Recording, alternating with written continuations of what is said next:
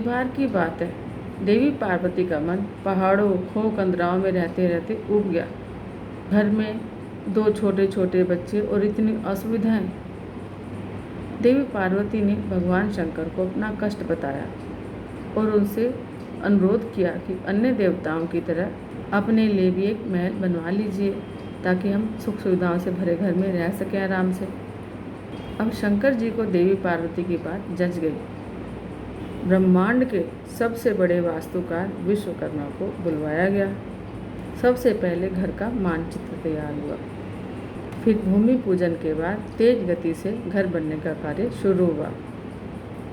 महल आखिर महादेव और पार्वती का था तो कोई मामूली बात तो थी नहीं। महल तो बहुत सुंदर होना ही था। विशाल का है महल, जैसे कि पूरी नगरी, जैसे कि कला की एक अनुपम कृति, जैसे धरती पर मानो स्वर्ग। और निर्माता भी मामूली नहीं थे। निर्माता कौन थे? विश्वकर्मा। उन्होंने अपनी पूरी ताकत लगा दी थी उस महल को सुंदर बनाने में। उन्होंने अपनी कल्पना से उस महल को बहुत सुंदर बनाया।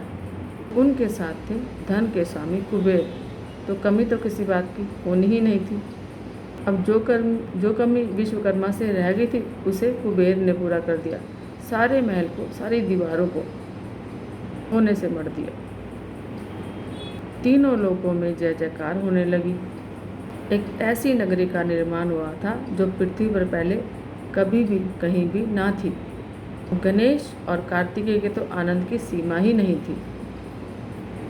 और माता पार्वती फूल ही नहीं समा रही थी कि इतना सुंदर महल बनाया भोले ने मेरे लिए। बस एक ही चिंता थी कि इस अपूर्व महल में गृह प्रवेश करने का काम किसको सौंपा जाए। वह ब्राह्मण भी तो उसी स्तर का होना चाहिए ना जिस स्तर का महल है। देवी पार्वती ने भगवान शंकर से इस बारे में सलाह करी। बहुत सोच विचार करने के बाद भगवान शंकर ने एक नाम सुझाया, ऋषि विश्रवा। सारे विश्व में ज्ञान, बुद्धि और विवेक और अध्ययन से जिन्होंने तहलका मचा हुआ था, जो तीनों लोकों में कहीं भी आने जाने की शक्ति रखते थे, जिन्होंने निरंतर तपस्या से सभी देवताओं को प्रसन्न कर लिया था और जिनकी कीर्ति दसों दिशाओं में जगमगा रही थी, ऐसे मुनि विश्रवा गृह प्रवेश की पूजा के लिए श्रीलंका से कैलाश पर्वत पर बने उस महल में गृह प्रवेश की पूजा के लिए बुलवाए गए। अब मुनि ने आना सहर्ष स्वीकार भी कर लिया और सही समय पर सभी कल्याणकारी शुभ शकुनों और शुभंकरी वस्तुओं के साथ वह गृह प्रवेश की पूजा के लिए उपस्थित हुए। गृह प्रवेश की पूजा बड़ी ही अलौकिक थी। तीनों लोगों के श्रेष्ठ स्त्री पुरुष अपने सर्वश्रेष्ठ वैभव के साथ उपस्थित थे।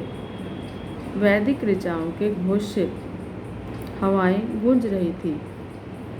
आचमन से उड़ी जल की बूंदें वातावरण को निर्मल कर रही थी। पवित्र होम अग्नि से उठी लपटों में बची खुची कलुषता भी भस्म हो रही थी। इस अद्वितीय अनुष्ठान के संपन्न होने पर अतिथियों को भोजन कराकर प्रसन्नता से फूली हुई माता पार्वती ने ब्राह्मण से दक्षिणा मांगने के लिए कहा। ऋषि विश्रवा बोले, आपसे दक्षिणा कैसी? आप तो सारे विश्व की माता हैं। और वे विनम्रता की प्रतिमूर्ति बन गए। अब माता पार्वती बोली, नहीं विप्रवर, दक्षिणा के बिना अनुष्ठान पूरा नहीं होता और आपके आने से तो समस्त उत्सव की शोभा ही अनिर्वचनीय हो उठी है। आप अपनी इच्छा से जो चाहे मांग ले, भगवान भोलेनाथ आपको प्रसन्नतापूर्वक देंगे। पार्वती ने ब्राह्मण को बड़े आग्रह से कहा। अब ऋषि विश्रवा बोले, माता, मैं आपको कष्ट नहीं देना चाहता। मैंने बिना मांगे ही बहुत कुछ पा लिया है। बिना मांगे ही मुझे आपके दर्शन मिल गए और मुझे क्या चाहिए। संसार के माता पिता भोलेनाथ और पार्वती के दर्शन मुझे बिना ही मांगे मिल गए। और उन्होंने विनम्रता से सिर झुका दिया। जा माता, मुझे सब कुछ मिल गया है। अब माता पार्वती बोली, ये तो महर्षि आपका बड़प्पन है, लेकिन अनुष्ठान हुआ है तो उसकी पूर्ति के लिए दक्षिणा आवश्यक है। आप इच्छा अनुसार जो भी हमसे मांगेंगे हम उसको पूरा करेंगे। आपकी बात का पूरा मान रखेंगे, पार्वती ने ऋषि से कहा।